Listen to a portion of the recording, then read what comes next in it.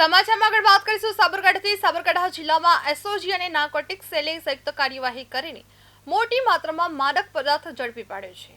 હિંમતનગર તાલુકાના નવલપુર ગામ નજીક શામળાજી હિંમતનગર હાઈવે પર વોચ ગોઠવી પોલીસે એક આઈસર ગાડી રોકી તપાસ કરતા તેમાંથી 43 કિલોથી વધુ પોસ્ટ ડોડાનો પાવડર અને 110 ગ્રામ અફીણ મળી આવ્યું હતું।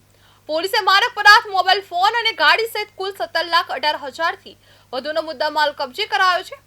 જે આ મામલે સતરામ કાનાજી ચૌધરી નામના આરોપીની ધરપકડ કરવામાં આવી છે, જ્યારે અન્ય બે આરોપીઓને વોન્ટેડ જાહેર કરી શોધખોળ શરૂ કરવામાં આવી છે। આ પ્રાથમિક તપાસ સામે આવ્યું છે કે માદક પદાર્થ મધ્યપ્રદેશના મંદસૌરથી લાવી અમદાવાદમાં સપ્લાય કરવામાં આવતો હતો। આ સમગ્ર મામલે ગામભઈ પોલીસ સ્ટેશનના એનડીપીએસ એક્ટ હેઠળ ગુનો નોંધી વધુ તપાસ હાથ ધરવામાં આવી છે।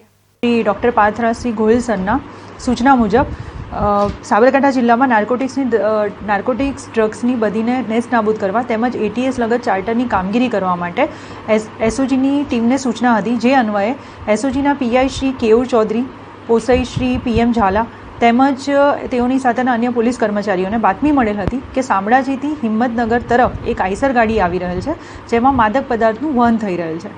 જે અન્વયે તેઓ દ્વારા નવલપુર ગામની સીમમાં નવલપુર પોલીસ ચોકી પાસે સરકારી પંચો સાથે તેઓની ટીમ વોચ તપાસમાં હતી। જે દરમિયાન સદરી હકીકતવાળી ગાડી ત્યાં આવતા તેને અટકાવીને તેના ચાલકને તપાસ કરતા તેની પાસેથી સફેદ કલરની ડબ્બીમાં અફીણનો પાવડર મળી આવ્યો।